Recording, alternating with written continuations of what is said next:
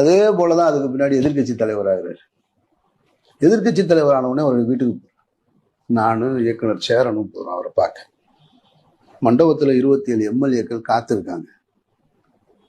இவர் அவர் நினைச்சிருந்தா அங்க போயிருக்கலாம். எங்களை உட்கார வச்சுட்டு எங்ககிட்ட பேசிக்கிட்டே இருக்காரு. இப்போ நடிகர் விஜய் அவர்கள் வெளியில காத்திருக்காரு.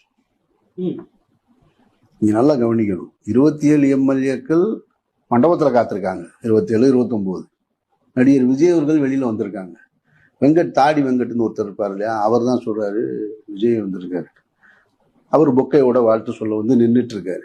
அவருக்கு சின்ன ஆளு பெரிய ஆளு வித்தியாசமே கிடையாது. நம்ம பிள்ளைய தனியா வர சொல்லியா விஜய வந்து நாங்க கிளம்புறோம்னு சொல்றோம். நானும் சேரனும் கிளம்புறோம்னு சொல்றேன். இருங்கயா அப்படின்ட்டு விஜய் வர சொல்லிட்டு 3 பேரும் உட்காந்து அந்த புகைப்படம் பாத்தீங்கன்னா